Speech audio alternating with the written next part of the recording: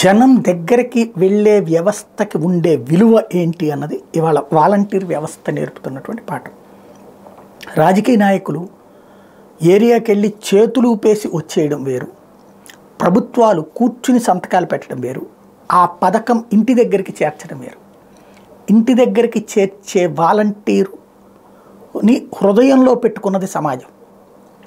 ఆ వాలంటీర్ లేకపోతే ఇవాళ వచ్చిన ఆక్రందనలు, ఆవేదనలు, వృద్ధుల నుంచి వస్తున్నటువంటి మాటలు, వికలాంగుల నుంచి వస్తున్నటువంటి ఆవేదన తెలుస్తుంది కదా.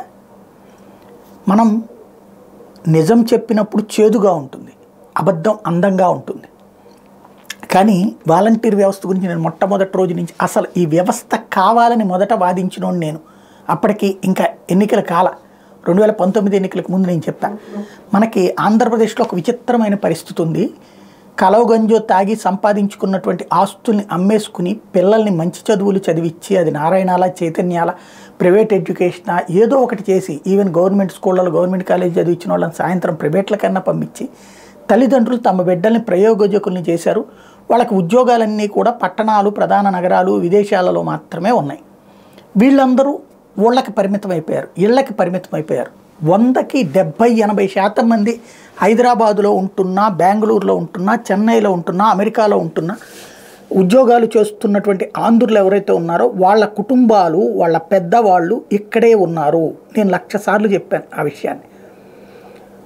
ఆ ఉన్నటువంటి వాళ్ళ దగ్గరికి ఓపికలు తగ్గిపోతున్నాయి. వయసు పెరుగుతున్నప్పుడు ఓపిక తగ్గిపోతుంది. ఆ ఓపిక తగ్గేటటువంటి సందర్భంలో ఒక ఊతం కావాలనుకుంటారు. మా చిన్నప్పుడు ఖచ్చితంగా ప్రతి పని పిల్లలం మేమే పరిగెత్తుకెళ్ళి చేసేవాళ్ళం. కొంచెం పెద్ద అయ్యేటప్పటికి మేమే అందుబాటులోకి, మేము లేని టైంలోకి ఇప్పుడు వేరుగా ఉన్నటువంటి సందర్భంలో నేను వేరే చోట్ల ఉద్యోగాలు చేసే సందర్భంలో ఇబ్బంది పడ్డారు. అది తెలుసు కాబట్టి నేను చెప్పాను, దానికి ఏదన్నా ఒక వ్యవస్థ ఏర్పాటు చేయాలని. వాలంటీర్ అని చెప్పాలి, ఒక వ్యవస్థ ఏర్పాటు చేస్తే బాగుంటుంది, దేశమంతా కూడా అవసరం అన్నటువంటి. అది వాలంటీర్ వ్యవస్థ రూపంలో జగన్మోహన్ రెడ్డి తీసుకొచ్చారు. అది ఇంటింటికి వెళ్తున్నారు.